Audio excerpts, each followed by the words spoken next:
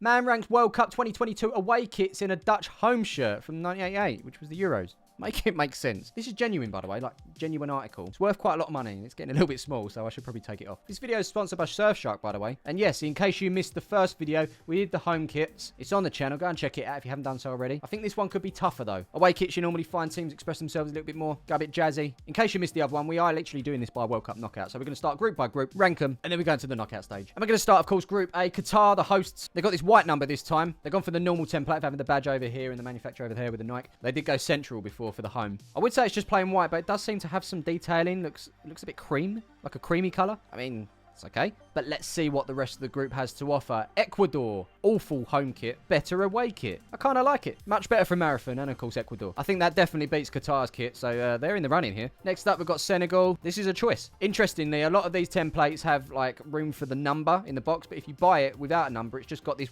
weird box. Puma flopped with these kits. They really did. The only thing I like about this is the collar. It's not going through for me. Finally, we've got the Dutch. Van Basten, would he be proud to be wearing this? It's fairly standard to me, but it does get through. Ecuador go from bottom of the home kits group to top of the away kits group. We'll have to follow that with Netherlands, which isn't that inspiring. And then it's Qatar and Senegal. See you later. Moving on to Group B, England. Screams 90s. And you know what I think about the 90s. I love this kit. And I don't even like red. That's the thing. I don't even like red, but I love this kit. I need to get it. I don't care what the other kits in this group say. This is the winner. 100%. Moving on to Iran. I think they've just used the same template as their home, but just switched around the colours. It's red and green and white, rather than white and red and green. I did mention that it gives me a 90s vibe, but not a good 90s vibe. This one is not a winner. USA. And next, feels very training toppy, but it's a nice training top. Interestingly, no Nike logo on there, apart from on the sleeve. Doesn't feature on the front. I think it could have done with the Nike logo underneath the USA badge. But it's cool. It still feels very training toppy. Finally, we've got Wales. I like that collar. I really do like that collar. Feels very Adidas template-ish, but the decision here is, does it beat the USA one? Don't think it does. Group B looks like this. It's England, USA, Wales, Iran. Group C, Argentina, that home kit, but let's talk about the away one. I love a purple kit. I personally don't think it's as strong as their home kit, but it is a nice kit all the same. Again, could be very training top-ish, but it still works for me. This is winning at the moment. Well, it has to, because we haven't looked at any other kits. Saudi Arabia did well in the home kits, didn't they? This one, is it the Newcastle away kit? I don't know. They've got a faint feather graphic going all over the shirt. They've tried something. Again, it's all right. Where does it stack up against the others? Like Mexico. Got like a cream off-white colour, red accent, and all these patterns in the background. I like this one. This is good. I think it's going to go through. But wait a minute, Poland are here with the most basic kit I've ever seen. There's not much to say about this. It's just red. Poland's kits for this World Cup have not been great, have they? Group C looks like this. It was close for top, but I'm going to edge it with Argentina, then Mexico, Saudi Arabia in third, and Poland, you're out of here. Welcome to Group D. It's France. A classy home kit, followed by it's a white kit. Some sort of pattern going on in the background there.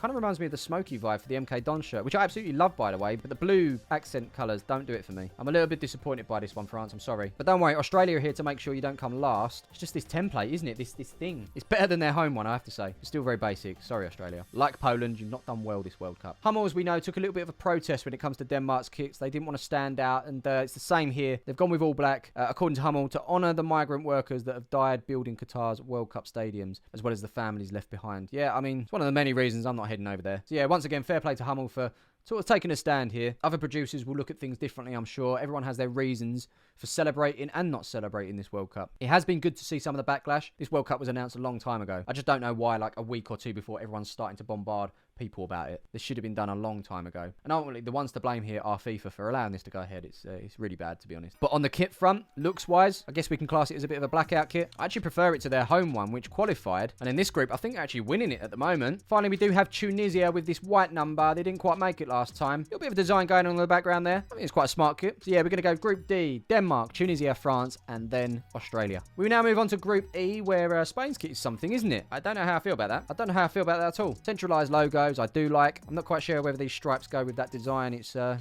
strange one. Oh well, we'll see how it stacks up against the likes of Costa Rica. Give me plain Poland vibes there. New Balance, very basic. Doesn't excite me at all. How much am I going to have to pay for this? 60 quid. No, thank you. So Spain is safe at the moment, but they are up against Germany. And rather than going centralised, they've gone back to the old badges on either side. It was a top home shirt. This is a decent away shirt as well. I think this could top the group. Germany bringing through the gold accent again.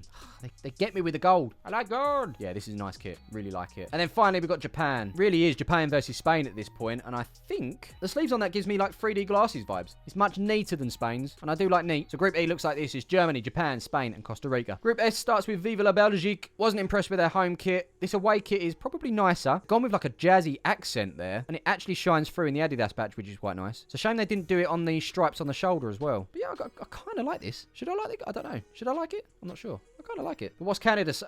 Yeah. It's not saying much, is it, Canada? We move on very quickly. Morocco. Well, this is actually better than their home one. There's a faint design there, and I think it is like an area for the number to go in, and if you haven't got a number out, it'd look weird, but this one sort of blends in a bit better, so it's not as garish. Still, Puma, I don't know what you're doing. One thing I'm certain of, it doesn't beat Belgium, but it does beat Canada. So, it pretty much comes down to Croatia versus Morocco, and yeah, that's a nice kit. They've carried on doing their check design, but obviously this is in like a navy and a light blue. Yeah, I rate that. That's a cool kit. I think that wins the group. Croatia, Belgium, Morocco, and Canada. Group G is obviously the home of Brazil, and I wasn't overly impressed with their home kit, and I'm definitely not impressed with this kit at all. No, I've done some good kits in this World Cup, but they have missed the mark on ones, and they've definitely missed the mark here. Yeah, the punters are like a jaguar, sort of leopardy, sort of cheatery sort of vibe on the sleeves. They'll love that. Blue and green should never be seen, they say. Is it blue and green should never be seen, or is it red and green should never be seen? I don't know.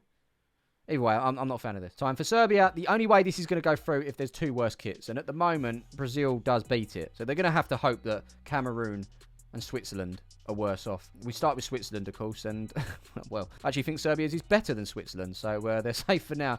We move on to Cameroon, and that's just the home shirt template. I put them through last time. They're not going to go through this time. Sensationally, Serbia have gone through. It's Brazil, somehow. Serbia, somehow. Cameroon, and then Switzerland. Group G kits, home and away, by far the worst kits in the whole of the World Cup. Finally, we have Group H. We start with Portugal. It's all right. I do like international kits which involve the flag. They've done that here. And I guess to a certain degree they did it with the home shirt, but it just felt weird. Don't know if the navy blue accent goes with the kit, though. Obviously, it goes with the shorts, but I'm not totally sold, but it's nicer than some of the kits we've just looked at. Okay, can I have a Ghanaian away shirt, please? Actually, no, thank you. Here is a prime example. For us punters that buy a shirt and it's not got a number on it, that's what you get. A box.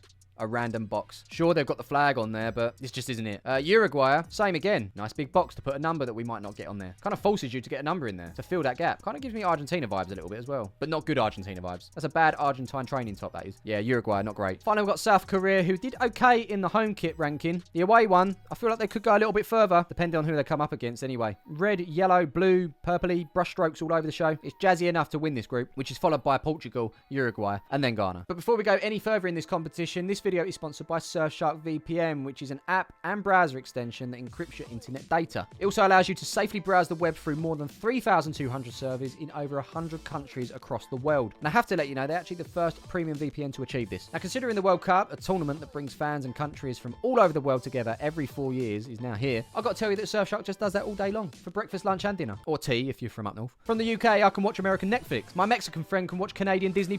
And the Italian guy that filled up my petrol when I was over there recently can absolutely jump onto Austria's Amazon Prime. Austria aren't in the World Cup. Try another one. Australia. My Italian friend can access Australian Amazon Prime. Honestly, I often spend late nights binging programs I wouldn't normally be able to watch here in the UK, and that is thanks to Surfshark. The lack of sleep, that's on me and the kids. Ultimately, it goes like this. Surfshark allows you to access services and discounts that you wouldn't normally be able to in your own country. Now, safety and security is a big plus for me, as Surfshark keeps your IP address hidden, which leaves your data safe and, of course, private. But what about that phone you've just upgraded or that new laptop you've just got? Don't worry, Surfshark lets you use one account across multiple devices. Now, they've got a fantastic offer going on at the moment between Black Friday. It's 85% off plus 3 months free when you use my code Smiv at checkout. The link is in the description below. It's surfshark.deals/Smiv. Surfshark also offers a 30-day money-back guarantee, so this offer is completely risk-free. Try it. It's surfshark.deals/Smiv for 85% off plus 3 months free when you use my code Smiv at checkout. You're welcome. Yeah, trust me, get on that. Anyway, last 16 is hotting up. Game 1 in last 16 is top of Group A versus second in Group B, which in our case was, what have we got here? Ecuador versus USA. I mean, they did well to get through the group. They won the group, but for me, USA wins this one. The next game was first in Group C versus second in Group D. That gives us a matchup between Argentina versus Tunisia. I mean, it's pretty hard to say no to Argentina in this case. Let me know in the comments below how your World Cup of kits ended up, but for me, this is going to be Argentina. Game 3 is first in Group E versus second in Group F, which gives us a matchup of Germany versus Belgium.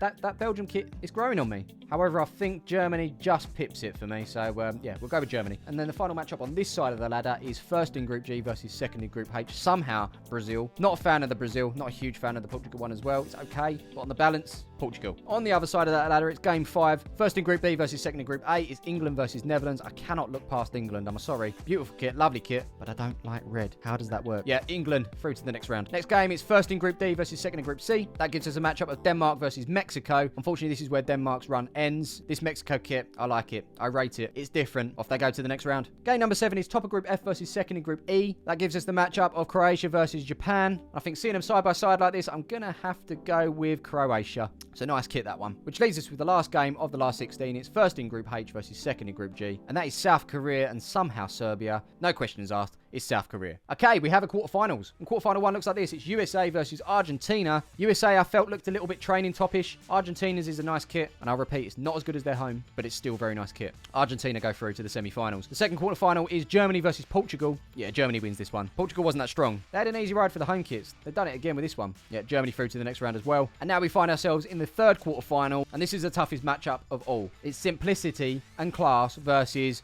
a little bit different, a little bit jazzy. It's England versus Mexico. Guys, I really like this England shirt. I'm going to get it. I say it again, it gives me the World Cup 1990 vibes, which is the best England kits that we've done. Obviously not Unro, it's Nike. Oh, it's so good. But does it beat this Mexico shirt, which is a slightly different colour to what we would normally see? Off-white. And those patterns, it is a really nice kit. I'm pretty sure a lot of people are going to not like me for this, but I'm going to lean towards England. I'm so sorry. Oh, you're English. Why are you so biased? I knocked England out quite early in the other one, guys. I like this kit, all right? Leave me alone. The final quarterfinal matchup is Croatia versus South Korea. Another tough one when you put these side by side, but I think those two colours of Croatia, they're quite strong there. It could go either way. Let me know what you think, but I'm going to lean towards Croatia. And so just like that, we have semi-finals. The first semi-final is Argentina versus Germany. And I think this was the matchup for the home kits as well. Argentina won that one. But that's 4 really strong Adidas kits that we've seen. Adidas have definitely won the Kit World Cup, that's for sure. I think they've got more good kits than any other manufacturer. Yeah, Argentina go through, which leaves England and Croatia in the other semi-final. And yeah, guys, I'm going to do it, aren't I? I'm doing it. And yeah, it's payback for the other year. We're heading through to the final. And we come up against an Argentine design, which I wouldn't say I'm like